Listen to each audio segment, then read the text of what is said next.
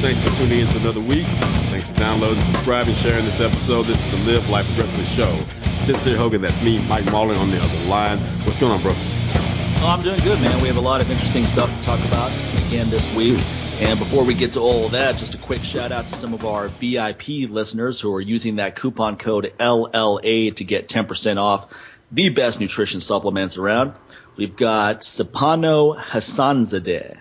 That's a cool name. You got to say it with flair. Hassanzadeh. Yes, Stefano Hassanzadeh. Nice. We got Mark Wilson, Steve Costello out of Australia. We got Pranit Mungali out of India, listener in India. Cool. Jeff Talamka, Dellard Nelson, Greg Ullman, Vincent Dash, John Pearson, and Joseph Barnes. They're all using that coupon code LLA to get 10% off and support the show. And, if you really want to support the show, just don't use the coupon code at all. Then there's an extra 10% that comes to me, which I'll put into the show. So if you want to go way beyond the VIPs, buy stuff, but don't use the coupon code. How about that? Be an executive VIP. We're going to start giving shout-outs for people who don't use the coupon code. Starting next week. Don't sleep on the EC, folks, because estrogen dominance is rampant in the U.S. right now, like wildfire. And I think there's a couple of reasons for it. One reason is I think some guys are trying to save money on going to the strip club. So they're thinking that if I just grow my own pair of hooters, I can just stay home. That's the wrong approach. I'm all about being self-reliant. Can you imagine, man, if dudes could get their own boobs, man, like we would never get anything done. Ever. Well, some guys are probably thinking maybe I can be a donor. But no.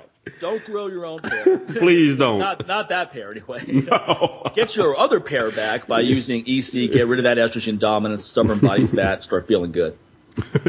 Oh man, that's just created a very bad picture in my mind. I can't unthink that. Yeah, it's like the Hangover 3 at the very end. Oh yeah, just like I can't unsee that, man.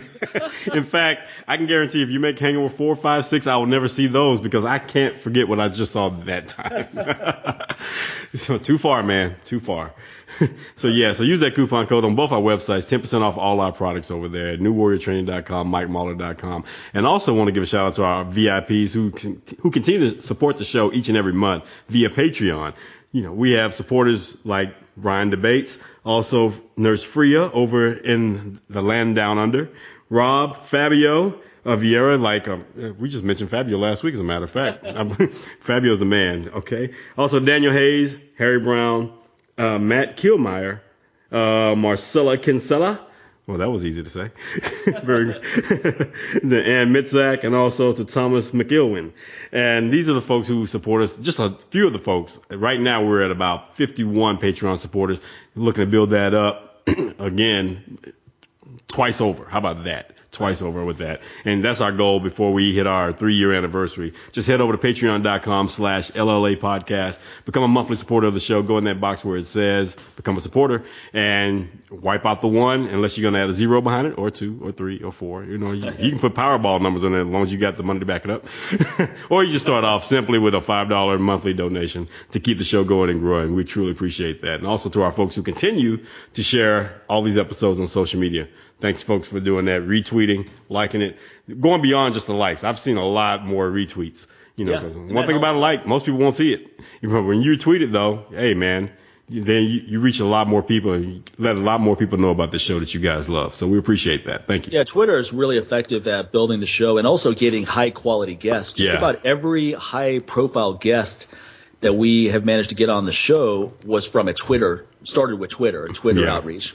But what's cool about Twitter also is you can hit someone up on Twitter and say, hey, we'd love to have you come on the show. And then our listeners see that and they support it. They go, oh, man, you need to go on. So not only do they see our reach, they see all of our supporters chiming in. Yep. And that helps. That brings a lot of volume to us. Anytime you see us reaching out to someone on Twitter and you're like, oh, man, that would be cool, make sure to vocalize that. Don't just keep that to yourself. Retweet it, jump in there, chime in, because that definitely helps. Yep. Appreciate that. So, yeah, man, let's get some of these topics. Got quite a few. Yeah, man. Yeah, so I hope we can get them all in there. We'll talk about some training stuff first, because I know people always enjoy that, especially this time of year trying to hit those goals. Okay, one thing is a lot of us like to use caffeine to get a nice pre-workout boost, and just in general, drinking your coffee or using Sincere's Toreador. Now, one thing you can do to offset this, the overstimulation you may get from caffeine is to take theanine with each dose. So, for example, you could have a strong cup of coffee with 200 to 500 milligrams of theanine. Not only will this help your adrenal system not get over-exhausted from the caffeine, it will increase focus and concentration as well. So it actually has a synergistic effect. It's actually a pretty good, inexpensive nootropic combo. So again, that's just caffeine, let's say a strong cup of coffee, or 100, 200 milligrams of caffeine with about 200 to 500 milligrams of theanine. You can get that in powder or capsule form. Go to places such as Vitacost. Theanine is just Theanine. Now, if you want to be really efficient, you can just drink green tea, which has both caffeine and theanine already.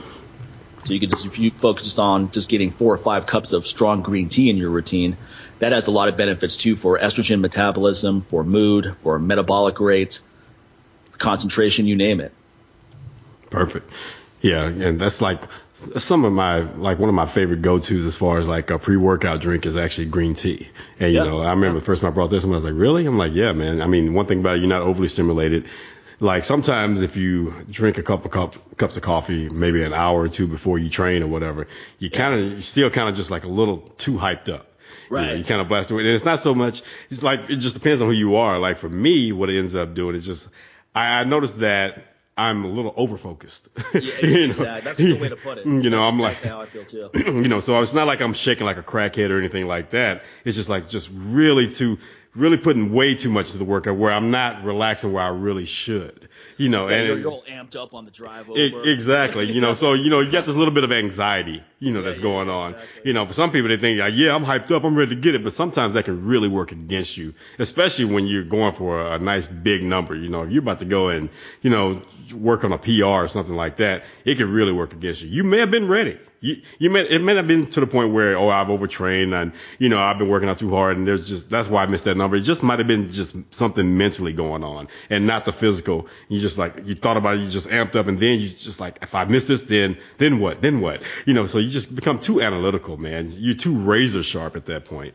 And, you know, I've had that happen before where I had to just kind of take a step back and like, all right, let me just wait a second here, drink some water, go take a walk, you know, around our gym, just kind of calm down before I go back into that to kind of just get my mind back into a calm place, because there is such a thing as the calm before the storm, you know, and just really kind of getting your mental capacity together. And that's one of the things I really learned coming from kettlebell sport, you know, just to really, you know, sit into the pocket, get your mind together, relax, and then boom, hit it, get it, like give yourself a pat on the back, like, all right, cool, got it. Or if you miss it, okay, now I can focus on why did that just happen? But a lot of times you're all amped up on like caffeine, man. You're just like, what the fuck, dude? You know, this is supposed to be my day. What the hell happened?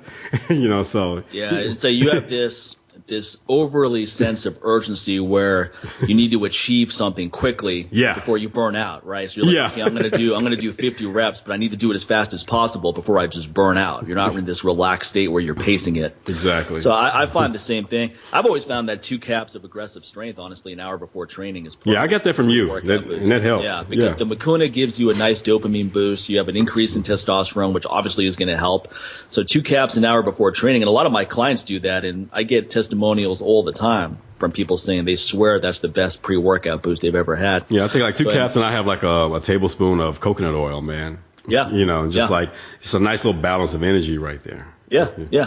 So, I mean, you could have 2 caps of aggressive strength with a cup of green tea, a cup of coffee, depending on how well you handle stimulation. Mm-hmm. I've done both, and they both work really well. The cup of coffee I have maybe has 80 milligrams of caffeine, right? So it's not excessive. And this is about an hour before training. So if I have that combo, I'm not going to go in hyped up. I only have that problem if I make the mistake of trying out a pre-workout drink, which I haven't done in a long time, because those tend to be not only too much caffeine, but they usually have yohimbine and synephrine and several other stimulants. So now you're overboard. So you're all amped up, thinking that you can lift the world, and then all of a sudden you're tired. 10 minutes into your workout. I mean, you crash hard. Yeah, it's just adrenal exhaustion and central nervous system exhaustion, which is the next point I wanted to bring up. A lot of times with training, it's not your body that's fatigued, it's your central nervous system. Your central nervous system will get overtrained before your body gets overtrained. I remember Christian Thibodeau and I had a discussion about this years ago when we taught a course together. And I've always found that to be true. So generally when your body's really fatigued, you've already been overtrained for a while. Your mind was. You just tried to push through it because so many of us are workout addicts. We're like, I don't want to miss the workout. But if you go into a workout and weight that normally feels pretty easy feels heavy, that's not something you should suck up and push through. That's a bad sign that you're in a really depleted state. Like if your warm-up weights start feeling heavy, it's not going to get easier from there. Yeah, exactly. So generally what you want to do is take a week off, which for a lot of people is really difficult, but why is it so difficult, man? If I'm overtrained and I'm not making progress, believe me, I'm going to take a week off because I want to start making progress again. I know that fighting through it is not going to help. So anyway, you take a week off, you get a massage, you get your sleep caught up, and then you can take things such as Power Drive, which is a really good nootropic blend, which is very inexpensive. I think 30 servings is under $20 over at tnation.com. It's way better than most of the leading nootropics you see out there, which are very expensive. And Power Drive is actually a powder in a drink so that it actually has good amounts of tyrosine and DMAE and acetylcholine, phosphatidylcholine. So it has these three nutrients that help with dopamine and acetylcholine levels, which are very important for your brain health. Acetylcholine basically improves your reaction time. So basically the time it takes for your brain to signal to your muscles to do an activity is facilitated. So when you have central nervous system fatigue, that is hampered, which is why you feel that, let's say you're trying to press a weight, and you feel like it's going in slow motion, even though you try to push it, even though you try to press it quickly, it's not going fast, when normally it did go fast. Right. You know, that's a sign that your central nervous system is worn out. Something that should be light feels heavy. That's a sign. So take a week off, take a serving, one serving of Power Drive or two servings, one serving twice a day or just one serving per day for a week. And you'll find that after a week off and a week of doing that, you'll feel restored, ready to go. And then just do a ramp-up week when you start resuming training. Don't try to pick up where you left off. Right. Do maybe, let's say, 80% of what you were doing just for that first week, and then ramp it up from there. Yeah, it kind of goes back to what we were saying in the last episode with moving 2 steps forward and taking a step back. You know, how that actually works in your favor. And this is one of those situations where it works in your favor. One of the things about Power Drive, man, I think is also cool, even for those who don't train hard or don't train at all, it can be very beneficial, especially with focus, because my father-in-law, you know, he's in his late 60s, man, and I introduced him to that, you know, after speaking with you, and we talked about it, and like it helps his focus big time because he's one of those guys that's kind of all over the place, you know, because he's just constantly just doing this, doing that, but nothing's really getting done for the most part, you know, and then he ends up forgetting things because he's just working his mind's just working a mile a minute. So this kind of really helps him kind of focus a lot more on that one task at hand and putting all that effort into that one thing. And even worked for my brother-in-law as well. He swears by it. Out of all the supplements I've introduced him to, that's the one that he continues like, hey man, you know, so yeah, I need to get some more Power Drive. I'm like, you got the link. Why are you asking me? like I'm the local Power Drive dealer or something like that. I don't have to order it for you, buddy. It's not illegal. You can go buy it. I'll send you the link. It makes you feel good. So it may feel like it should be illegal, but it isn't. Exactly. Actually, Power Drive with 2 caps of aggressive strength or a cup of coffee or all 3 together is a nice pre-workout boost too. Yeah. So that's something to consider, and it's something where you could take it as a preemptive measure against central nervous system fatigue, where you just have a serving a day when you're doing, or on days you work out, or even on days you don't work out when you're mentally tasked, and then that way you're giving your brain what it needs to operate really well, so you don't go into that depleted state. So it can be a preventative measure as well. Especially for you folks who, you know, on Sunday, you're the ones that always posting all the memes about Mondays, you know, and catching the Mondays or whatever. You know what? Just start your Monday off with that, and then you won't be posting those silly memes anymore about having the Mondays. Like, what the hell, people? It's another day in the week. But hey, if it helps get you through it, take some Power Drive. Yeah, you can't underplay the importance of brain health. You know, something I used to lecture at all the time when I gave courses. We just focus on balancing the 4 neurotransmitters, the 4 main neurotransmitters in the brain. It's a bunch of information on my website on the topic. But basically, it's maximizing brain health for optimal physical performance. It's one of those topics that is downplayed. It's minimized, that the importance that it carries over to. So don't just focus on recovering your body. Focus on your mind as well, and you'll get way better physical performance. Yep. Okay, perfect. Next topic is on improving fat loss with your nutrition. So what happens is a lot of people try to reach a certain calorie threshold and not go beyond it. So for example, you may decide that, okay, 2,000 calories is what I need to lose some weight. And that'll work for a while. So you lose some pounds, you're getting leaner, and then all of a sudden it comes to a screeching halt. And the reason why is that leptin has now become too efficient. So basically it is lowered to a point where your metabolic rate is also going to be lower. Your overall body expenditure is going to be lowered as well, so that you can go into survival mode. So what you want to do is ramp up leptin for a few days, which will give you a surge of metabolic currency where you start moving that ticker down again. You start losing some more body fat. So one way to do this, which is very simple, is on days you work out hard, you're going to find you're naturally more hungry. So go with it. Load up on more nutrition. The key word being nutrition. Don't grab a bunch of Ben & Jerry's ice cream or go to some fast food restaurants to get those extra calories. Get an extra 500 calories from good fruits and vegetables. Load up on antioxidants. So you're loading up on healthier food. And this is not something you're trying to force down. You should naturally be hungrier on days you train. So it's simple. And then on days you don't train, you're going to find that you're not as hungry. So eat less.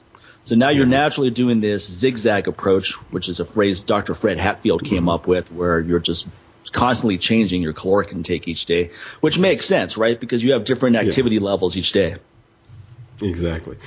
And we were talking about this right before we started recording. You know, I did the same thing. Like, just say yesterday, I pretty much had like one meal, and I had it like late, pretty much like mid-evening is when I had it.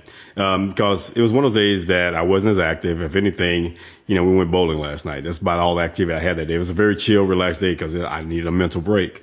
But it's just funny because, you know, you and I were talking about how, you know, it takes a little work to finally learn how to be in tune with your body. It wasn't one of those things where I try to starve myself or I just like, oh, I'm so busy I end up missing a meal or whatever. It's just like physically, you know, I could tell like, okay, I'm not that hungry. That also plays a part in the fact that the night before I had a great meal. I had a great meal, you know, nice and hearty and dense, and it carried over throughout the next day. And that's another thing. Instead of just eating a bunch of crap that ends up going, you know, the feeling of that goes away about an hour or two, and you're starving again. So it was very nutrient dense that night before. So therefore, I went throughout the day pretty much just chilling, and then had a meal last night. And, you know, and whereas today, and especially, you know, we bowled a while, you know, it may not seem like that physical for most people, but the thing is, if you've gone most of that day where you've kind of, I hate to even say the word, you fasted, because it's not like something I did on purpose. Like, I'm going to fast today. It was just one of those things I felt my body like, I don't necessarily need to eat anything, because I had a couple cups of coffee, but I had plenty of water throughout the day. If anything, I really wanted to hydrate. I really wanted to focus on hydrating yesterday. And it was just a subconscious thing where I just wanted water. I just wanted water all day long. So anyway, whereas now today, I kind of woke up, I was like, I'm starving. Okay, I'm hungry. You know, I mean, I can actually feel like, you know, it's funny because when you do something different than what you normally do as far as some type of physical activity, because I haven't bowled in probably like over a year, you know, whereas I can kind of feel like I was like, is that a shin splint coming from bowling? What the hell is that? You know, and kind of feel like I can feel the traps and feel my arms a little bit right there, which to me, that's a welcome feeling. Like, it's always good to do some physical activity that challenges your body in a different way. And at least you know, like, okay, I'm not immune to everything here. No doubt about it. And so it was excellent waking up feeling like that. I was like, oh, that's freaking cool. But again, like I said, my appetite was ramped up, whereas today, like I said, first thing I had when I got up, man, I had Bombay potatoes with jasmine rice. So like I was telling you, I said, pretty much I am the carbohydrate antichrist to a lot of people out there, man, now. But the thing about it, I'm not carrying excess fat in my stomach. I'm not sitting there and getting bloated and looking like I'm about to have a yeast baby or something like that, like I tell people, you know, but it's really working that way for me, especially with the way that I eat now. High carbs are only a problem if you have excessive fat with it, right? Yeah, so exactly. If you have a lot of brown rice and some sweet potato, and then you douse it with butter oil and coconut oil and stuff like that, The fat basically blocks the efficiency of the absorption. Exactly. Because insulin can process those carbs very efficiently, but then the fat dulls it, and then that's why you get that bloated feeling and lethargy and all that. Yeah. But if you have just good carbohydrates seasoned with spices and things like that, you'll feel great. I actually increased my carbohydrate intake last week just because I was run down, so I ate a lot more fruits and vegetables and brown rice and things like that. And I was expecting to have an increase in body weight, and all of a sudden I lost a few pounds. I go, how does that happen? I'm eating more than ever. Well, that efficiency you were speaking of, that your body being able to just break it down and the insulin being efficient and just in the digestive tract being able to break it down. It's not being hindered, like you said, by fat, and it's going to take a lot, which makes it take a lot longer to have to break the food down. Sometimes it ends up leaving food behind. Leaving all the remnants of that food behind or whatever, and it's getting stored as fat. And one of the things about having with fat and carbs, man, it's just one of those food combinations I learned early on that just don't necessarily work well together. And especially one of those symptoms that you just left out also, besides, feeling, lethargic, is also it makes you gassy as hell.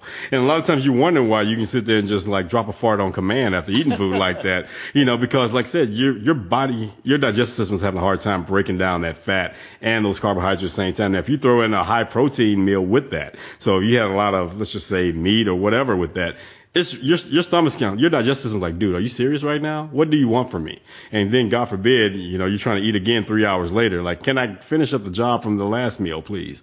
So you kind of wonder, why you're always gassing. That's why a lot of times when you go to something like the Arnold Classic, you wonder why those bathrooms smell the way they do, man. There's way too much excessive protein intake going there. 2 grams per pound. Come on, you're way overboard. So when you're farting on command, you're doing something wrong. If there's one message you take from this episode, it's that one, right? If you're farting on command, folks, whatever you're doing that you think you're doing right. All right.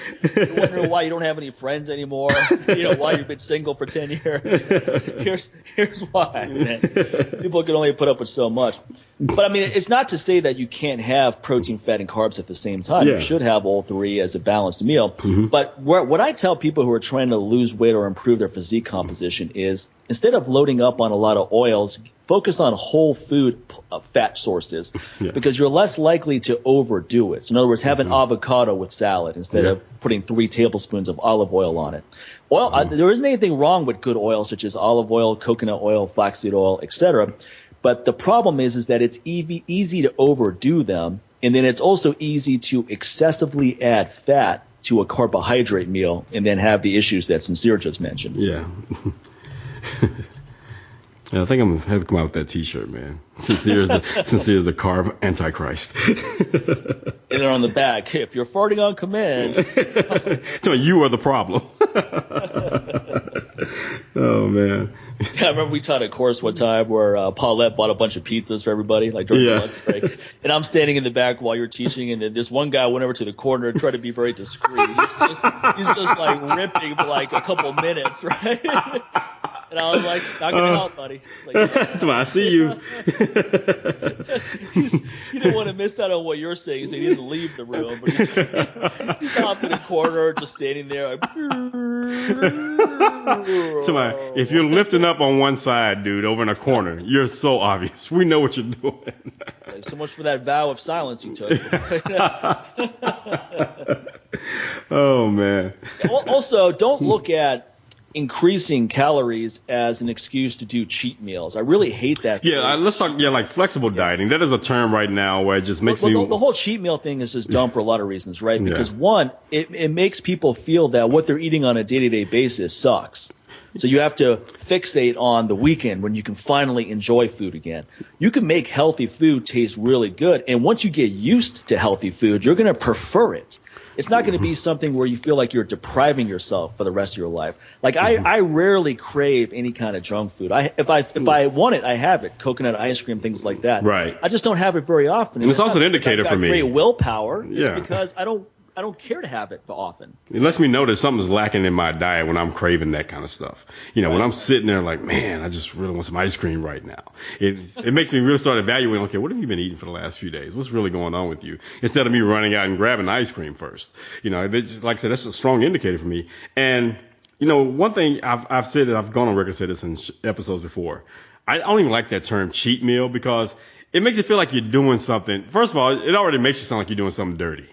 It always seems like you're getting away with something, like you're doing something that's not legal or, it's a crime or something like that. I always tell people, like, when I hear these trainers say, you just eat healthy for, throughout the week and then on Saturday you have your cheat meal. I said, now, how would you feel if your mate had the same attitude as far as your sex life? Like, hey, just sleep, just stay with your wife and just deal with her throughout the week. And then on Saturday, you can have your cheat woman. You have your side chick cheat meal on the side right there. Like, how would sounds great. And then Mike's like, oh, okay, I'm just trying to understand, like, where you're going with this. Like, what's wrong with this whole theory? No. I mean, it's actually a really interesting correlation. Because you start thinking about that, like, metaphor. It's moderation, right? If I sleep around, every now and then, at least once a week, just one time, not all day long, just for about an hour on a Saturday, then it should be okay, right?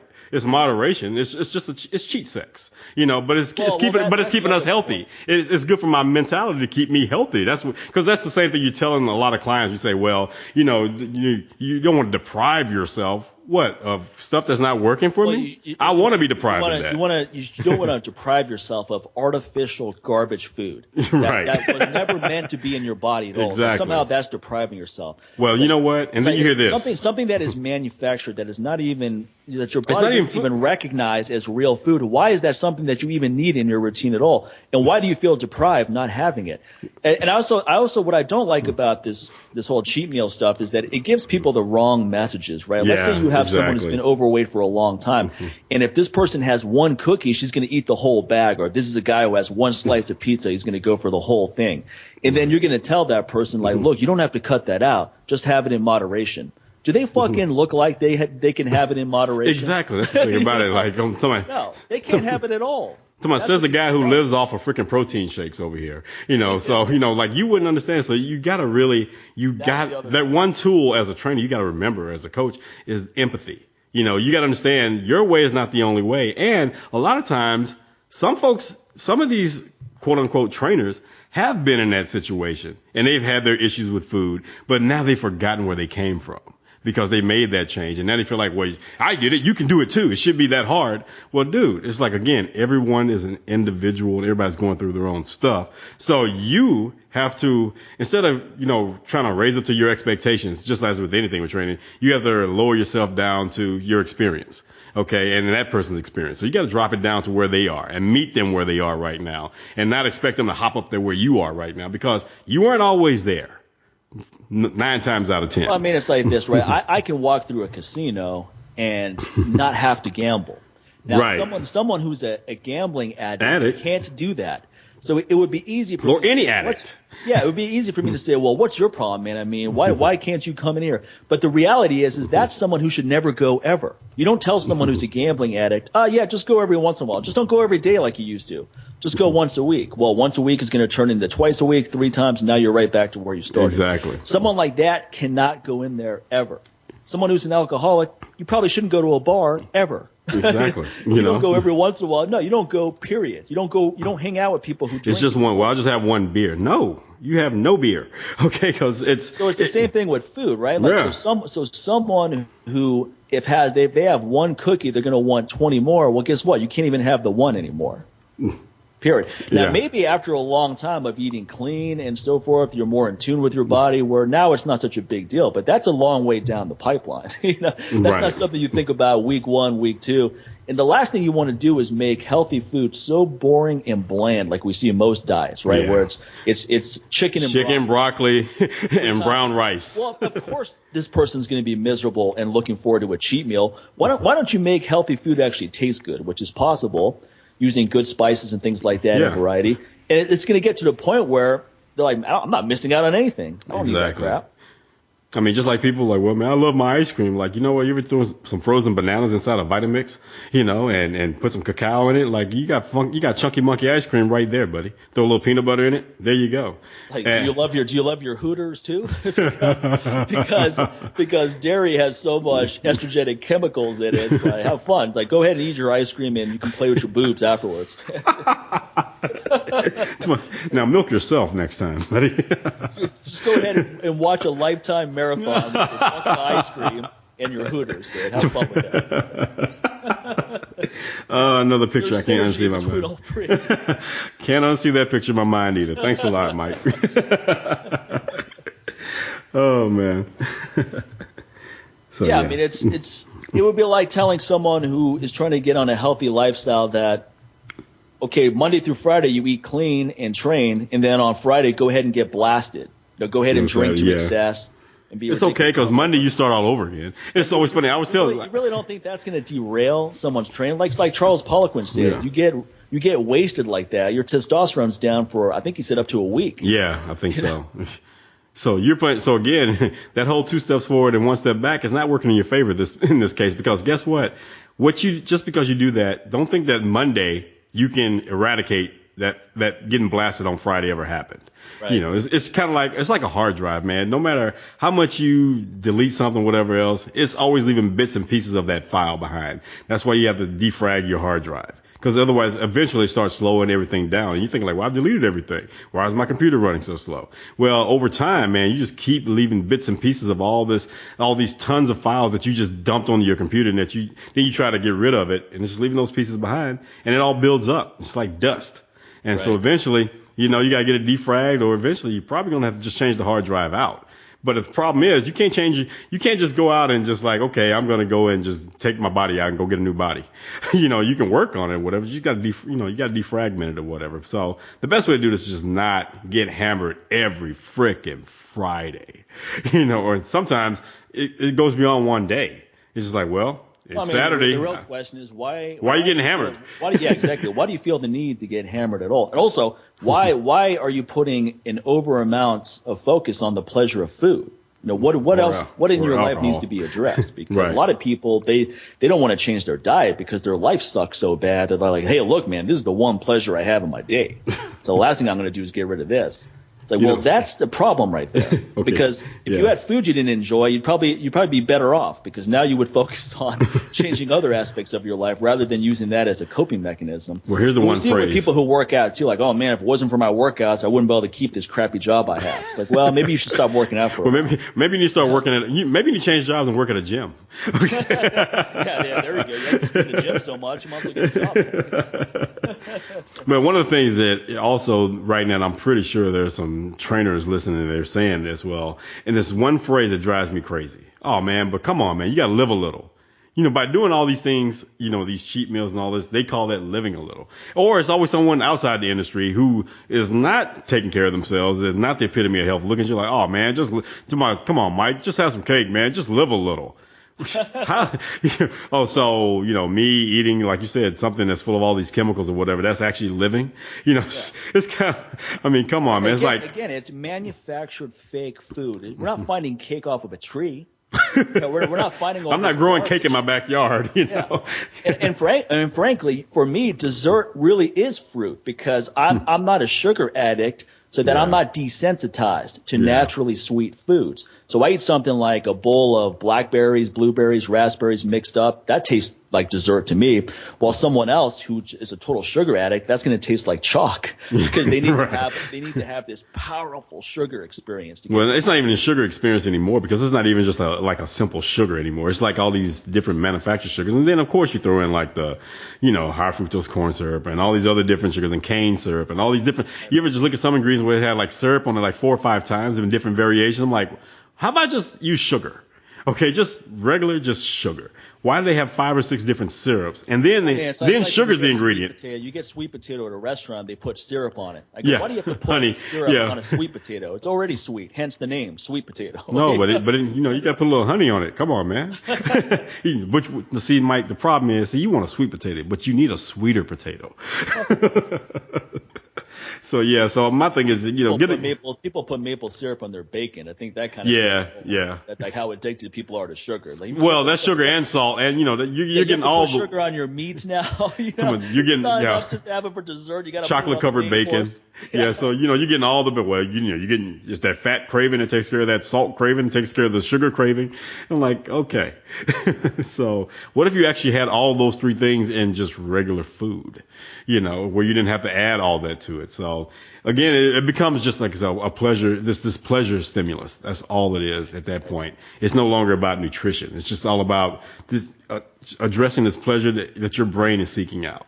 And that becomes that connection, that relationship with food, where you're having a relationship with food. I love my so-and-so. Hey, man, you can't take away my bacon. I love my bacon. Do you say that? Do you treat your mate the same way? You talk about them the same way? I always laugh about that. You have some people who can't stand each other, but gosh, man, you're like, oh. Whenever I had someone who came to me who wanted to be a possible client, and they said, look, I don't want to cut this out. I'm going to do this. I'm going to do that. I go, no. You're coming to me don't come to me and tell me what you're going to do. I'm going to tell you what you're going to do. Otherwise, we're not going to work together. That's the way it's going to work is you obviously don't know what you're doing. Otherwise, you wouldn't be coming to me. If you had it all figured out or had the ability to figure it out, you wouldn't be willing to shell out $1,000 to work with me for 3 months. Exactly. When you come to me, I'm not. It's not a negotiation where I'm like, oh yeah, sure, you can get blasted on Friday. I'm going, here's exactly what you need to do to get the results, because otherwise you're going to make me look bad. It's me going to my surgeon. It's like, look, man, I'll do the surgery, but one thing you're not going to do is cut into me. So you need to find another way to get in there and take care of the procedure. Because, I'm not doing any of that cutting stuff. You're not going to use anesthesia. You're not going to do any of that stuff, man. But you still just help me take care of this and get it done. He'll probably get you like, you know what? It's like when I see parents negotiating with their kids. Oh, Billy, if you be quiet, we'll get ice cream afterwards, okay? It's like, yeah. That's not quite as effective as my dad's, sit down and shut up. Or my mom's just give you that evil look when you know what that look means. Like, she's going to kill me, isn't she? Yeah, she's going to kill me. Why are you negotiating with your kids? Yeah, it is not. That modern parenting thing it always cracks me up. Like, I'm going to put you in timeout. Okay. That's going to be very effective, especially when they're like, well, all I have to do is go over here and stand over here and look silly for about 5 or 10 minutes, and then I can go back to doing what I was doing. It's not like it's not strong enough. It's not. It's almost like you kind of just, you know what, I don't feel like dealing with you. Go stand over in the corner. I don't want to look at you. And that's how they look at it. Like, well, as long as I'm out of their way, that's all that matters. And then I can go back and do what I was doing. So I've never been a big fan of that whole timeout thing. I'm like, yeah, good luck with that. So that's pretty much breeding. That's one of those discussions where we definitely have to bring, Kwame back on to talk about that. As far as just modern parenting, man, have that debate. No doubt. I think something else for people to focus on is this great Rumi quote we were talking about before we started recording. And Rumi was a Sufi poet, very spiritual guy, very philosophical, really interesting stuff. His work is really what got me to study Sufism a great deal in college. But anyway, he said, yesterday I was clever, so I wanted to change the world. Today I am wise, so I am changing myself. And that's something that people really need to take heed to, because often we're so focused on outside of us. How can I change other people? How can I affect this? And those are all important things. But if you're not changing yourself first, if you're not the embodiment of what you're of what you're espousing, it's not going to be taken seriously. Right. So I always tell people who are trying to get people aware of the benefits of a vegan diet or animal suffering and things like this, why they should gravitate towards this. I go, okay, those are all good things, but if you're not the embodiment of health, people are going to look at you and say, hey, I like what you're saying, but I don't want to feel like crap. I don't want to look like crap. I don't want to feel weak and tired and lethargic all the time. So I'm just going to have to eat this way. But if you're the epitome of energy and thriving and so forth, you don't really have to pitch people. They're going to be asking you, what are you doing? Right. I mean, the energy is going to be there. And then, that one thing about that kind of energy, it's going to attract people and their interest.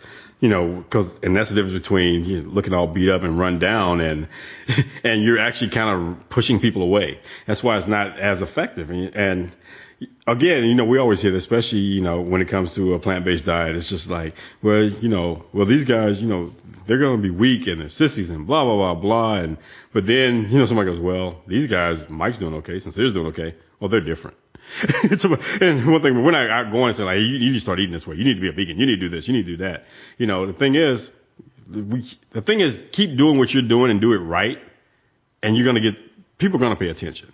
one thing is just to sit there and preach. It's kind of like, it's like a fat doctor trying to tell me, I need to start a diet and exercise program. Like, and I look at his gut and I look at him like, really? And he's coughing with like this emphysema cough. So you're smoking as well, but you're a doctor and you're going to tell me like, no, you need to take that advice yourself, buddy. Or a financial advisor who's broke as hell, trying to tell me how to get my finances together. My thing is, the proof needs to be in the pudding, dude. And the best way, one thing about it, instead of just going out and volunteering advice and whatever, let people come and ask you. So that's another thing too. Yeah, put out great information. Put out a blog where you're just going through how to do things properly and giving people recipe ideas and so forth. Right. You're giving them some good information without being preachy or judgmental, and they're going to respond to that. And also, it's great to be excited about stuff, but sometimes that excitement can merge into being extremely annoying. Right. Oh yeah. It's like someone gets into something like, I just started playing golf. You should play too. It's like, hey man, I'm glad you're excited about it. But if I want to do it, I'll do it on my own. I don't need you to get me all excited about it. I know what I like to do at this stage of my life. I'll figure it out. And right now, that's not one of them. Okay. So, yeah, exactly. But who knows? But trust me, if I'm ever interested in golf, I'll come find you. Trust me. Also, with something like a vegan diet, don't be that person who's been on it for a week. Trying to tell everyone that you need to get on it. It's like, look, man, do it for a couple years. Right. Then it works for you. You've been doing it for a week, a month, 5 months. That's a great start. You've been doing something for a couple years. Now it works for you, because if it doesn't work, you're not going to thrive. After a couple years, you're going to start realizing, man, I feel like crap. There's a battle of attrition. I can't do this anymore. Right. You last a decade on stuff, you're good to go. So the longer you last on something, the better. It's like I was saying that, like with Steve Maxwell, he gets more marketable as he gets older, because when I first met Steve, he was 46, 47, right? And people were really impressed, like, wow, you're in great shape. And then all of a sudden he's 57 and he's still in great shape. Now he's in his 60s and he's still in great shape. So it becomes more powerful the longer he does it. So now all of a sudden Steve is way more marketable than he was 20 years ago, because it's more impressive, the fact that he's in such good shape as he gets older. But what people need to realize is that Steve has been the epitome of fitness since he was a young man. Exactly. He wasn't a guy who turned 50 and said, okay, I've been a fat fuck my entire life and I'm going to turn it around now. Right. He's a guy that's been fit since he was a teenager, and he just maintained and built upon those benefits as he got older and modified things. He's very clever with how to modify things to keep getting good results. Exactly. So it hasn't been this one thing all his life, and you brought that up on the show, just all the things he's experimented with as far as like training and dieting and all this. So it's still an ongoing journey for him, even at this stage in his life. So it's not no one hitter quitter like, this is my chosen diet and I'm eating this way and this is the only way. Even he's learned like, even with training methods. He was a super low carb guy when I first met him. I mean, no carbs at all. Like he would have a big piece of steak for dinner and that's it. Maybe some greens, some salad or something like that. And then I think for dessert he had Cool Whip. He didn't have. I've been there. I've been there. He didn't have any carbs at all in his diet. He was doing fine with that. And then, as he said on the show, after a while he started having joint pain and he was tired and he wasn't responding as well on the mat as he was used to, and he started balancing out a lot more. And now he's not on a vegan diet, but he eats a lot of vegetarian food. Like whenever I see Steve in Vegas, he always wants to go to a vegetarian restaurant. Yeah. And when I first met him, that was the last place he wanted to go to. So he still eats meat, but I think meat is now more of a condiment diet, as opposed to the main course. Yeah. Oh man, Cool Whip. Gosh. I'm laughing because I've been there, man. Well, that was your dessert of choice. In your mind, thinking that was a healthier dessert option compared to just going out and getting ice cream or whatever else.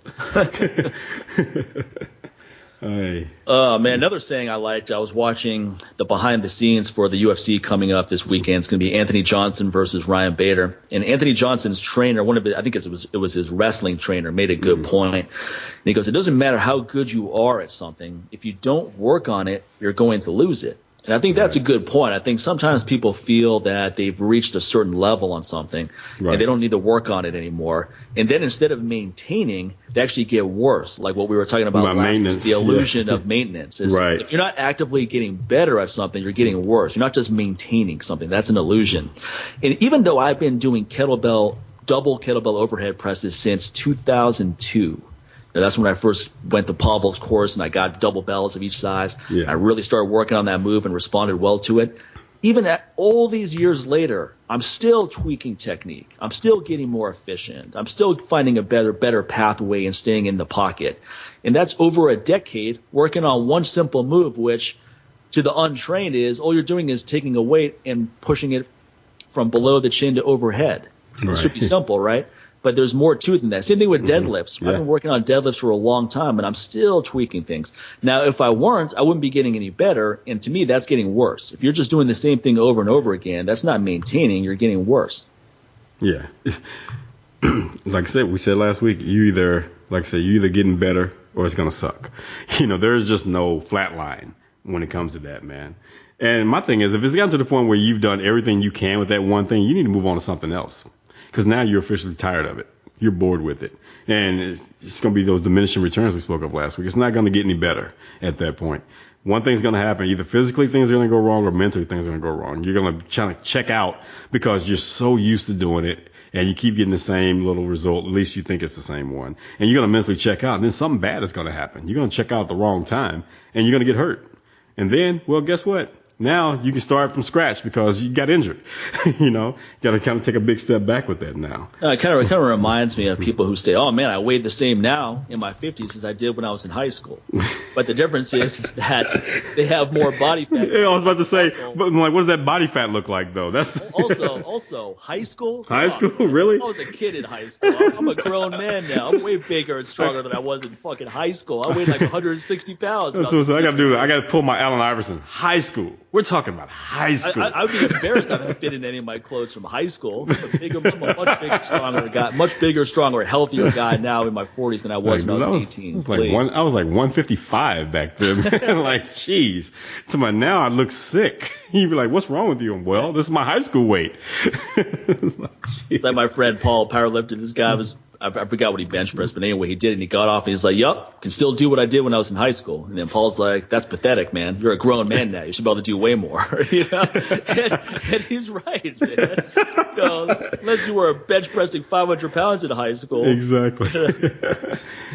Using that as the barometer of what you want to get back to. Come on, you should be working on way better than that. Way more improvement than that. Oh. Man, I made $5 an hour working minimum wage when I was in high school. Exactly. I don't want that same salary. Let's try to get back to that point. I was making that salary as a DJ at a radio station at that time, but now that means I'm working fries at McDonald's. I was like, have I really evolved over time? Yeah. We see this with a lot of bands too, right? Where sometimes they feel like they have to be derivative because they'll lose their core audience. So they develop a sound and then they make 4 records that sound the same. And they keep that core audience, but the core audience is 50 people.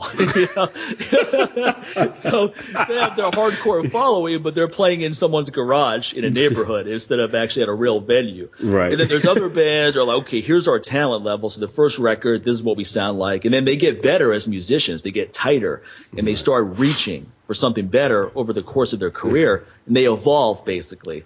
And then as they evolve, they develop a much bigger audience. Yeah. And then there's people that evolve in the wrong way. They're trying to chase a mainstream audience, and they basically sell out. Devolve. And then they lose their hardcore following, and then they lose the mainstream audience because they weren't loyal in the first place. You know? They're fickle. Whatever's on the charts is what they're listening to. Right. Whatever's on the radio is what they're listening to. They're not going out there and buying your CD and your T-shirts and going to the live concert. Yeah, they're the ones like when you're at the show, you've been with, you've checked out this band for years, and here the new little audience or whatever. All they can remember is everything off the last album. Like, so-and-so's my favorite song. Oh, what about so-and-so? What's that? That was from their first album. This is their first album. And you start having that argument like, okay, you just got here, right? Okay. So, yes, coming from that industry, it's so much of that it makes me want to back in it made me want to crack my skull open. Like in hip hop, you would hear a certain artist, let's say they'll sample a song from a classic. And soon as, let's just say that a new generation hears the original. They're like, oh man, he stole that beat from Jay-Z. That's James Brown. He didn't steal anything from anybody. Okay. like, oh, he's using that Jay-Z beat. Are you serious right now? So that's a perfect time for a little education right there. Help them out. Like, this is where they got that from. Oh, And who knows, you might open them up to a whole new realm of music, and it makes them question everything else. Like, oh, okay. So that's one of those things we should definitely, next time we get a musician on, we talk about, man, how the kids now just think that everything is theirs and is new, whether it's dances or the music. We have a musician coming on next week. We've got Adam from H2O. He's the bassist, so that's going to be cool. They're a very influential hardcore band out of New York, infused with punk, so they're very melodic. So that'll be a cool discussion. He's also really into fitness and training, plant-based diet, so we'll have a good conversation with him. Cool. But there were some good albums that came out in 2015 for aggressive, heavy music, and these were albums where people stuck to their core principles, but they went in little different directions too. So it wasn't just derivative, like the new Five Finger Death Punch. Yeah, that was gonna be my first. That was what I was gonna bring first. The new Sevendust album I thought was great. Really good. Lamb of God was really good. There's a couple of hardcore bands, Blind Justice, Relentless, and Terror were really good. Slayer's new album I thought was really good, Repentless. Slayer, you always know what you're going to get, but I didn't feel like it was overly derivative either. I thought it was some fresh stuff there. Yeah. And then Megadeth came out with a new album just maybe last week, which I thought was really good too. So these are all bands that have been, most of these are bands that have been around for a long time. Yeah. But they're keeping it interesting for themselves. And I think that's the most important takeaway message is whether you're in a band or you're running your own business or you're working out, what can you do to keep it interesting to you? Because if it's not interesting to you, it's not going to be interesting to anyone else either. Oh yeah, and trust me, it'll be hard to hide it when you're no longer.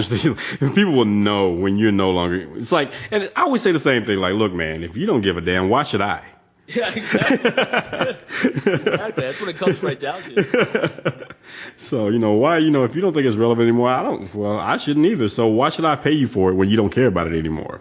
And it's natural to want to explore different things, right? Try new things out. So why fight that? I spent over a decade as a kettlebell-focused instructor where I'm traveling the world in the U.S. teaching courses and making videos and writing articles and doing ebooks. And that was all great and fun at the time. But I don't want to do another 10 years of that. Right. So fortunately, I got into hormone optimization and nutrition, and that led to designing nutrition supplements, which is my main focus now, doing that for a couple of years. And I love it. It's fun. It's exciting. It's interesting for me to design stuff, and people try it, and they love it, and they're getting great results. That's very satisfying to me. Now, if it gets to a point where this is no longer satisfying, then I evolve into something else. So I'm constantly exploring new interests. Yeah, exactly. We were just talking about how I removed the kettlebell certifications and the kettlebell classes off my website. Just like how it was like just a relief, because I'm moving in a different direction, and it's just one of those things that was kind of like an anchor.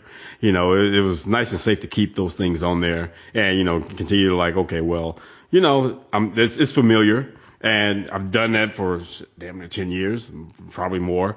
And, it was safe. But I don't like safe. Safe bores the crap out of me. Right, so, and I took that off, and it's just like, it was just one more layer of my personality or my being or my past or whatever, or my history, that it was a page that got turned. Just one more page I turned, and because you can't move on to another chapter if you're still reading the same pages over and over again, man. Well, also, if you're not doing those things anymore. Yeah, exactly. That's a hint right there. You don't want to have them on your website because people are going to still ask you questions. And they are. They assume that you're doing it. Exactly. But if it's gone, they start getting the message. Exactly. Like, I don't take online clients anymore, but you still have a page up on your website where people can sign up. Well, why is that page still there? Yeah, exactly. Because you're afraid to let go. You're thinking, well, I don't want to get rid of that because, I may need that income at some point. I may need to ramp up a few of these. It's like, no. Scarcity mindset is never how you want to think. Let me tell you, you're not going to be as successful in a new venture you're going into when you do things like that, because you can't put all the energy into that when you constantly have people ask you about the old stuff. Right. You're like, hey, man, you're doing this. And right now, to have to answer that email or, reply to that voicemail, and just even tell someone, I don't do that anymore. You just lost about 15 seconds right now just saying that you could have been putting toward whatever you're doing next. And 15 seconds doesn't sound like much, but when you're constantly answering that 3 or 4 times a day, that becomes a minute. Then it becomes 2 minutes, 3 minutes, and now you've lost more time, because it's not just 15 seconds, because once you do it, it's in your mind as soon as you say it. So because you kind of think like, why fucking asking me about kettlebell? Well, because you have it on your website. Take it off. And then now you got to. Obvious you don't do it anymore. If someone comes to my website now, they know They know they don't. They know I don't teach those courses anymore because there's nowhere to be found on them. Exactly. Now, there's always that one person that, okay, this is always funny because it's the fence rider. You notice it's the fence rider. Hey, man, I noticed on your website you don't have like classes on there anymore. You don't do online coaching anymore. Okay, that first of all, that's been gone for a while now. So you've been trolling for a minute. You've been on the fence. See, this is what happens when you get on the fence as well. You missed that opportunity because guess what? It's gone. It's done. Not doing that anymore. You had your chance, which I probably dodged a bullet by not taking you on if you had taken the opportunity, because obviously you're not a go-getter. You're not a good fit because you've been on the fence all this time, and now here you come 2 or 3 months after it's been removed off the site asking me about it. That means you saved it and you were waiting. What were you waiting for? It was not that important, obviously. So you've been trolling all this time. So that's another thing. We got to have a show about trolls of all kinds. No, but you're right. I mean, if you have 1 foot in what you used to do and then 1 foot where you're trying to go, you're not going anywhere. No. Both feet have to be going in the same direction. I mean, if I'm trying to run forward as fast as possible, I'm not trying to run backwards at the same time. Now, that just created a great picture in my mind. I'm not trying to deadlift and then overhead press at the same time. So otherwise, you're doing barbell snatches. That kind of leads to a point where when you're in the gym training, you should be focused on that. You're not in between sets. You're not thinking, well, I need to hit the grocery store after this, and then I got to run some errands. Like, no, focus on your next set. That's all that matters at that moment. Exactly, man. Like whatever that is, can't wait for 30 minutes, 40 minutes, really, out of a 24-hour period in a day. So yeah, man. So yeah. Well, hey, this one thing that's interesting that's going on is this. We can actually talk about an upcoming UFC because this episode will come out before exactly February for once. 6th. But originally I was gonna say let's do predictions, but we don't even know who's gonna be fighting. Exactly. I predicted there are gonna be some fights that night. Okay. I mean, first it was Cain Velasquez versus Verdum, which I didn't really think that Cain deserved. Not because I don't like Cain. I like Cain. He's a great fighter, but he got dominated, man. And I don't care if it was the altitude and all these things. You know what? The altitude was hard for Fabricio as well. It's not like it was just. That's why he was there way ahead of time. Yeah. It's not like it was just hard on Cain, but everyone else had an easy time. Everybody had a hard time. Everybody was puking after their fights that night. It's probably a bad idea to have the fight there. But that's another story. So anyway, this rematch is supposed to happen. Yeah. Cain's injured again, back injury, this injury, that injury. He pulls out. And then Fabricio decides, well, I had a bunch of injuries too, so I'm going to go ahead and pull out. And now Stipe, who replaced Cain, has no one to fight. So the UFC is stuck in a bad situation. But anyway, it was one of those things where I felt like a lot of these rematches are premature. Where I get it if someone's been a dominant champion. Right. And then what happens when someone is a dominant champion like Jose Aldo, why isn't he getting an automatic rematch with Conor, right? He was a dominant champion for 10 years. And yeah, he got his clock cleaned in 14 seconds. But the fact is he was the only champion in that weight division, I believe. So give him, he should definitely get an immediate rematch. Someone who's held the belt for 1 or 2 fights or even one fight, why are they getting an immediate rematch? Yeah. Again, it just depends who those people are and how they're good for the bottom line financially. That's what it is. Because some of these fights like, I don't really want to see that. But they're 2 big names, they're 2 big draws. Yeah, not if you don't want to see the other person anymore. They're not a big draw anymore. That fight may have been a big draw because, just like Conor and Jose, I can see that. So why would you not want to make that, the next one? Okay, so let's see if your boy, if he's really that good, or was it a fluke? Why not? 14 seconds, so let's just see. So I don't know, man. Yeah, especially when it happens like that, especially when he loses like that, because he basically ran into. I'm gonna run into this fist. Somebody, is that a fist? I think I should go kiss it. Reminds me of that episode of Different Strokes from years ago. Oh, the gooch. These two guys are bullying Arnold. Yeah. And then Willis decides to step in. Right, he's like, I'm gonna take care of this. And they're like, hey, what happened to my brother? It's like, oh, that's the guy who kept hitting his face against my fist.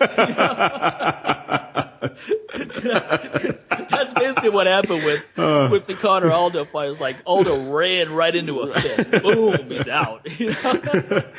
Oh man. So just it's kind of like one of those situations. It's almost like it was like Anderson. It was just like, okay, let's just make sure this wasn't a fluke. Okay. And so, okay, rematch. And then we realized, like, well, the funny thing is that was like 2 flukes. 2 flukes again. And now it's to the point where he breaks his leg on a kick. Here's another fluke. I mean, the first one was like a self-imposed fluke. Right? Exactly. He was clowning around like a fool, and he got tagged. Yeah. And then the second time around, he was taking the fight seriously. So serious. He just broke his leg against Weidman's knee or whatever it was. Yeah, that was knee. That was crazy. And it's hard to say. It's hard not to give Weidman credit. I mean, he did win 2 times in a row, but it was like the circumstances were so bizarre. It just sucks because he had this asterisk by his name for so long. But to be fair, Anderson was losing that first round. Yeah. In the rematch, it's not like Anderson was competitive. I mean, he almost got knocked out in the first round. Right. Like his ability to take a punch had been hampered big time by the previous fight, because Chris just tagged him and he was wobbling. There's going to always be these question marks, because then you say, someone can make the argument, well, look what happened with him and Chael. He was pretty much out of that one up until the last few seconds. So maybe that could have happened again. We'll never know, because honestly, at this point, he can't be fighting Weidman or anyone for the belt at this point. I don't really think. Yeah, I know he's got a fight coming up. Yeah, he's fighting Bisping soon. Yeah. Oh well. Is this a fight for a contract? To keep a job? Yeah. That's true. Because Bisping's another one, man. If he loses to Bisping, he's done. Yeah. Finished, man. Well, I'm thinking if Bisping loses, he's done too. Because here's a guy, man. You talk about another person with bad luck. It's like every fight that any fight that he gets a chance to fight, it's pretty much like his job is on the line. And then any other fight, he ends up getting injured. Okay, so it's just like the fact that he's still here, man, it says a lot. In a no-win situation, because if he wins, he's not really going to get any credit. Like, oh, you beat a has-been, big deal. You beat an old man. If he loses, he's going to... It's like, oh, you lost to an old man. He's not losing to the greatest middleweight ever, because Anderson's not in his prime now. He's losing to a guy who many consider a shell of himself. So, either way, he can't win that one. Right. I mean, he can win in terms of he'll obviously keep his job if he wins. He's not going to. It's one of those situations where this fight should have happened probably about 10 years ago. It's like a little too late now for this fight to be happening. There was just never any reason for Bisping to be fighting him 10 years ago, because he hadn't earned the right. Well, true. To fight. It was a lot. It was a lot of hype. It was so much hype. So, against Chael, I bet on Chael, so I'm glad Chael won when Chael fought Bisping. But I actually thought Bisping won the fight. It was a decision. Yeah. Bisping did really well, actually better than I thought he would. Yeah. So if he technically won that fight, then he would have been fighting Anderson at that time. Yeah. This is a couple of years ago when Chael did the rematch and lost the second time around. Yeah. That would have been interesting if they fought at that time. That was maybe 2012. Yeah. So yeah, man. One thing about these fights, it's just like some of these guys, again, we didn't, really get a chance. I know we're kind of going over, we're just, really getting depth about the whole talent not being enough.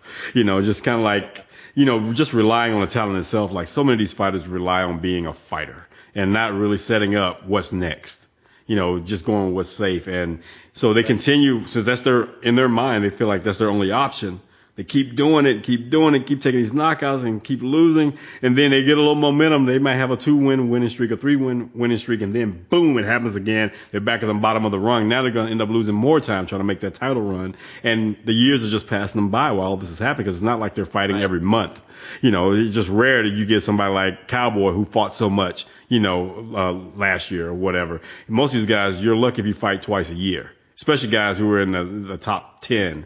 Yeah. For that most part. Usually it's the guys who are at the bottom of the rung, they're trying to scratch their way up or whatever. These are the guys who are going to take every fight they can. But but everybody else who are the top 10 guys, you might get one fight or two, because you're usually fighting other top 10 guys. And one thing about being in that top 10, then the stakes are even higher. The training is even higher. It's more intense. Sure. And these are the guys who are getting injured the most. Or at least these are the guys who are getting injured the most, just being most reported, because that's who people feel are relevant enough to even let you know they're being injured. Some of these guys on the bottom might be getting injured a lot, but you don't hear about them because no one knows who they are.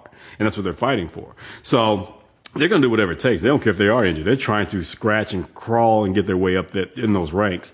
So again, you got to really start thinking about, what's the end game here? What's beyond this? You got to go beyond this target of, okay, I want a title shot. And it sucks because so many don't want to hear this, but what if you don't get a title shot? Or what if you never win the title? No, I'm going to win it. Okay, that's good to have that confidence. Yeah, this is one time, like, you're not necessarily having a plan B. what you're doing is like, I'm not going to put all my money in the stock market, man. Just because I might buy gold here and get real estate here, that's not having a plan B. What I'm doing here is really building up my portfolio. That's how you should be looking at it. That's what I'm doing. Someone like Anthony Pettis is smart in terms of having a bunch of businesses, right? He owns a barbershop. He owns a restaurant.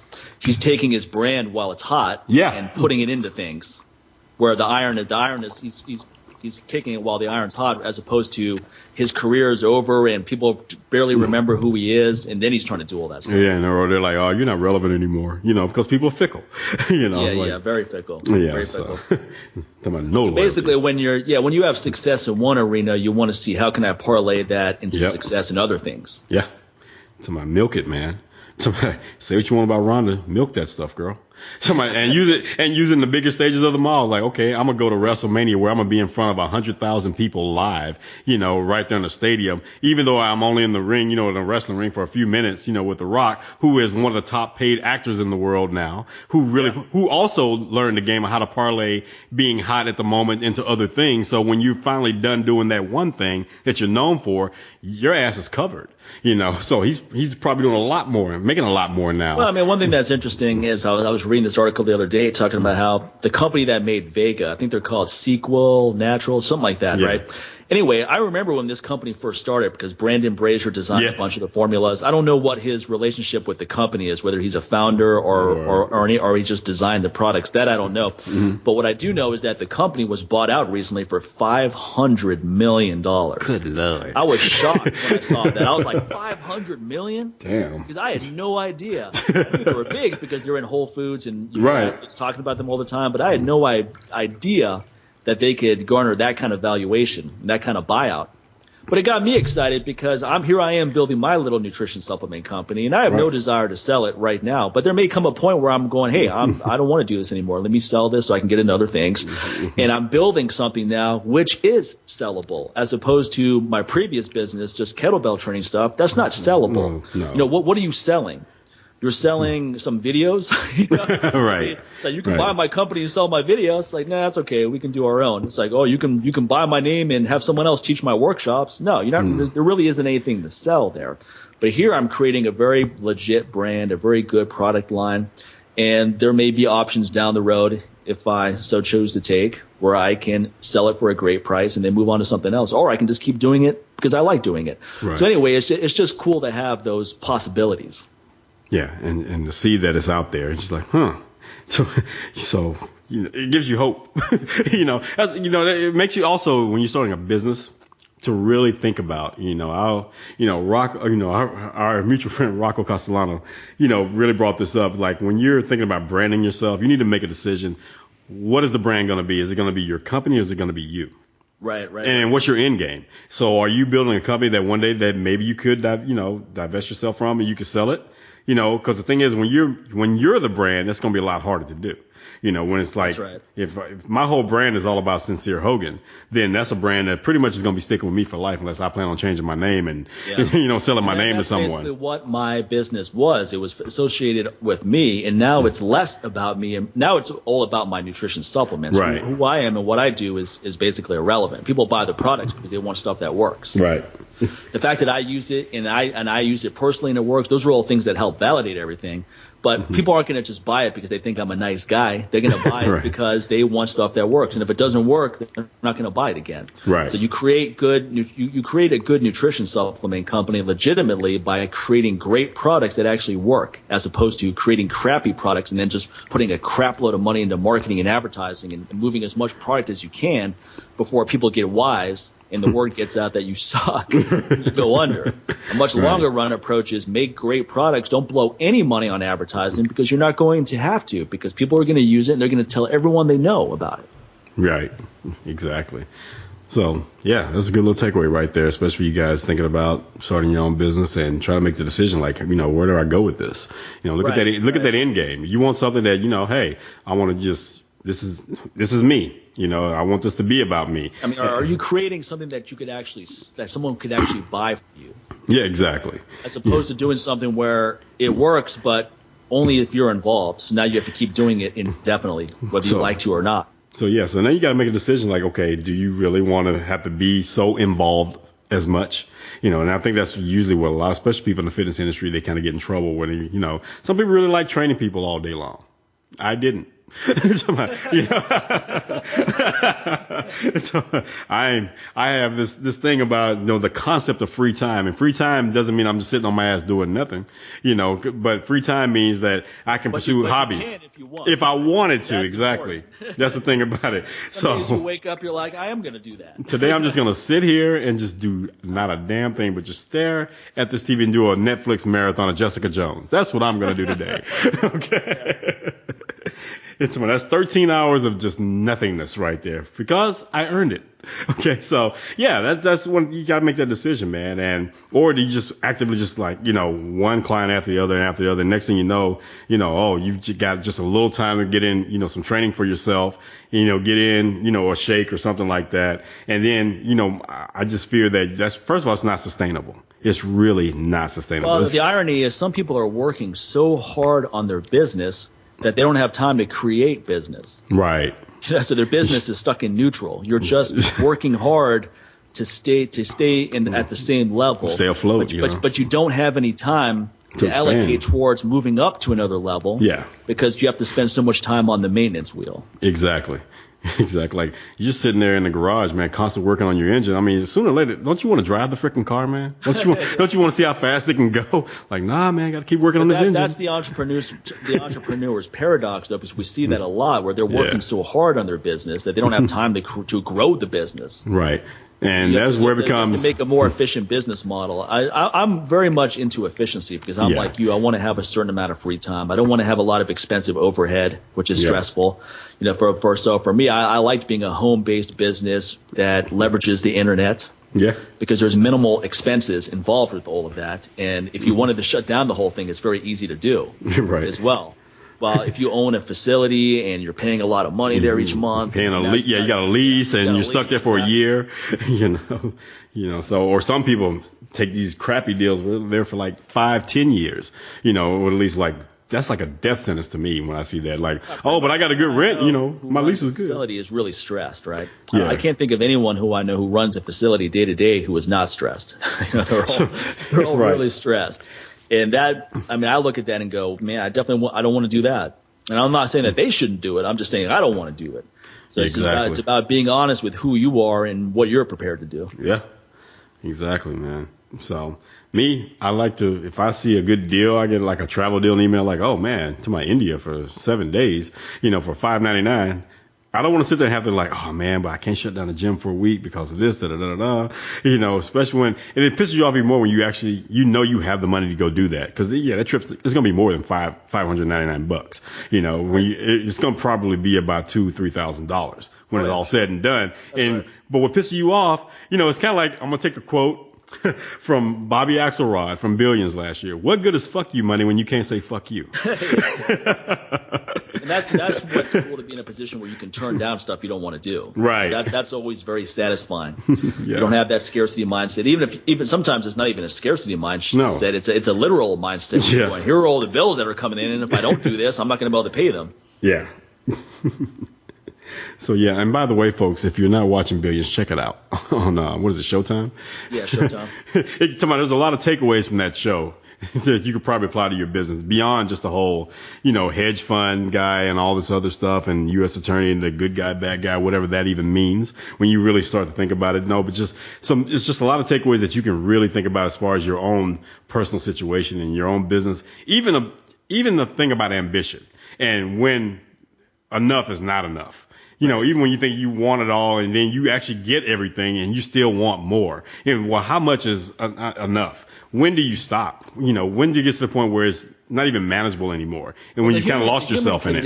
Like the Buddha always said, life is suffering. And one of the reasons is because it's never going to be enough, right? No, it's desire, man. No matter what you have, you're always going to have that desire for more. Yeah. So you could have a really nice house. You go, I want a bigger house, or I want 2 houses. Like I have a really nice car. Oh, I want 2 or 3. Right. I deadlift to 600 pounds. Yeah, but I want a new. I just got the new. I got the new iPhone, but now I want the next one. It's just like, well, what's wrong with the one you just bought 2 months ago? Well, I bought it 2 months ago. It's like, no, okay. and I don't think there's anything wrong with striving for more and wanting more, but you just have to put it in the context. Yeah. Like I said on the episode with Lee Boyce, I have all these training goals, but what I try to do each day is be grateful for what I've already achieved. Exactly. Go on, like I want to press double 88s 15 times, but I'm grateful that I can press it at all right now. Exactly. That I can press it 5 times, 8 times, etc. I want to deadlift 600 pounds, but I'm grateful that I'm healthy and I don't have any injuries and I can deadlift 550. What's wrong with that? Why isn't that enough? So It's not a question that what I've achieved is not enough. It's just fun to go for more, but it doesn't affect my happiness, meaning that I don't have to achieve those goals to be happy. I can be happy right now. Yeah, those goals don't make or break me. They're not who I am. They're just. And if they don't happen, it's not like my life is worthless now. Exactly. Like, well, man, that was the one thing you were put on this planet to do, so I guess you blew it. Oh well, good luck on the next round. Oh man. But it's kind of like people who can't take a compliment, right? Like we were talking about this, like a lot of women have a hard time with this because they tend to be self-deprecating. They're like, "Oh, you look nice today." It's like, "Oh, I don't feel good." It's like, I didn't ask you how you feel. Like you said, right? So I mean, some people is like, just take the compliment and shut up.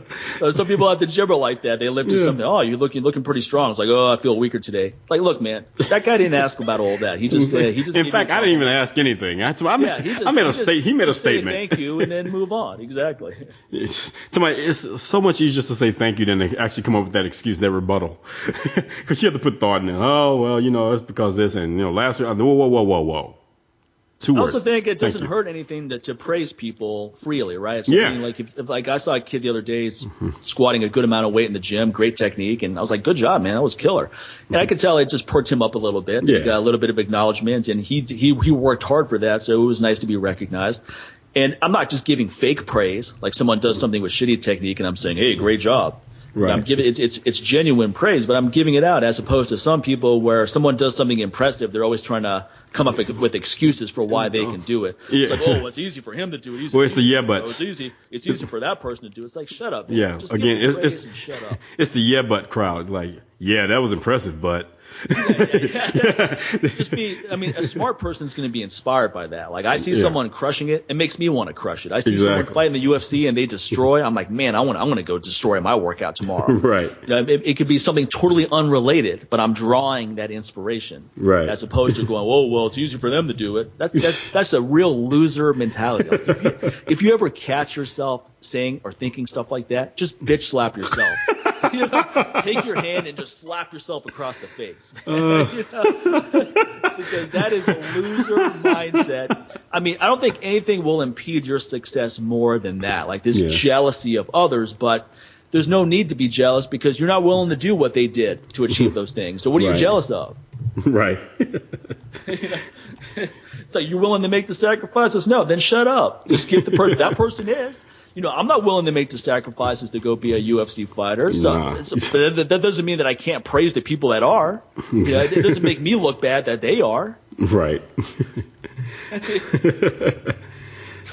Some people are like so worried that they everything's about them, or like the whole world revolves around them. So they're thinking that anytime someone does something impressive, it makes them look bad. So they shouldn't do it because it reflects badly on them. Like that is the ultimate loser mentality right there. Right.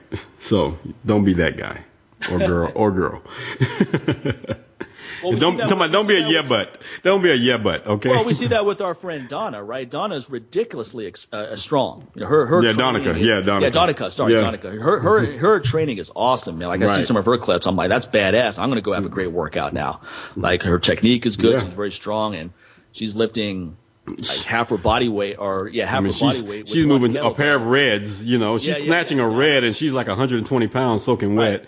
And she was telling me she gets a lot of negative feedback. Oh, she does, dude. And I don't follow social media bullshit, so I'm not aware of this. But I was like, wow, that's just. I mean, it's not shocking because I know human nature, but it's just petty and a total waste of energy. And what's funny is most of the hating comes from females. That's not even from guys. Guys are sitting there like, shh. No guy's gonna hate on it. Guys we're gonna be like, damn. Awesome. Yeah, exactly. You get all these females like, well, why do you want your body to look like that? Why do you have to lift so much? It's like, what? Why would a woman want to lift a weight that heavy. And, I was like, wow, that's the first thing came out of your mouth when you saw that? Guys are distracted by like the short shorts. They're like, oh, what was she lifting again? I didn't even notice that. No, yeah, actually, a lot of women can be very negative towards other women. That's for sure. Like sometimes like in a lot of these training communities, there'll be like a few females, right? And sometimes there'll be the one female who wants all the attention from the guys. And then a few more females come into the fold and they start taking some of the attention. And then all of a sudden those other women get catty. And that's one thing that's different about men and women to some extent is that most guys are not too catty with other guys, right? I'm not saying they aren't 100% of the time. Sometimes the arrogance works in a man's favor because you simply like, I don't care about that dude. Somebody look at me. I'm good. Like, I don't need a six pack. If I walk into a room, I'm not looking at other guys and sizing them up like, oh, why is that guy getting attention? Or why is this guy dressed? Exactly. It's just not really a male thing, right? But some women tend to do that, man. They tend to have like this real jealousy of other women that are garnering attention. Yeah. Trust me. You don't have to worry about losing attention from a guy to another woman because that's just what we do. Most guys are gonna pay it. Like, look, any straight guy, a woman comes in the room. Most guys are going to like, oh, look at her. Oh, look at her. Especially when you're in this fitness environment, because the way things are going now, the way society is now, and trust me, even then, even if you're not so fit, guys are still going to look. It doesn't matter what size you are or what you do. You're a woman. If he's straight, you're a woman. 9 times out of 10, he's looking. It doesn't matter who you are. It's just, that's a guy. It's the thing about it. Even if it's negative, I mean, you may be like, wow, she's got a 3-dimensional camel toe. But okay, man. You know what? Why are you looking? I cannot unsee that, and I think that's probably a good place to stop the show now because you've hit me with like 3 or 4 things that I can't unsee in my mind, and that sucked. But okay. You laugh because you know what I'm talking about. Well, sadly, there's some men that walk around with that 3-dimensional camel toe, like Chris Christie when he was in his little baseball uniform, which I'll never unsee that picture again in my life. I wish I never saw that. Some good stuff for the show notes. And the guys end the discussion on camel toes. Listen up, right? Oh, man, that was fun. Okay, so we can go ahead and wrap up there. Remember, use that coupon code, folks, LLA, to get 10% off the best nutrition supplements around. And you can also not use it to provide even more money to use for the show and whatever ventures we want to support. So that's at MikeMahler.com or NewWarriorTraining.com. And anything else you want to add, man? And hop over to Patreon. Go to patreon.com/LLA podcast. Support the show on a monthly basis. And become a monthly subscriber. $5, $10, even more. We have $20 supporters that give us $20 every month as well to keep the show going and growing, help us with production and all this other good stuff, man. And we appreciate all that. And last but not least, you can always share the episode with everyone that you have following you on social media. So you can go into iTunes and also Stitcher, leave a review, or head on social media and just share those episodes from there as well. In fact, when you go into iTunes and Stitcher, it makes it very easy for you to share the episode via social media because all the buttons are right there. So leave your review, then click on the button, and boom, look what I just said about these guys because I'm brilliant when I type a good review. Check me out because I'm that guy. Something to be proud of. All right, folks. That's going to wrap it up for this week. Catch you on the next one. Take care. Take care, everyone.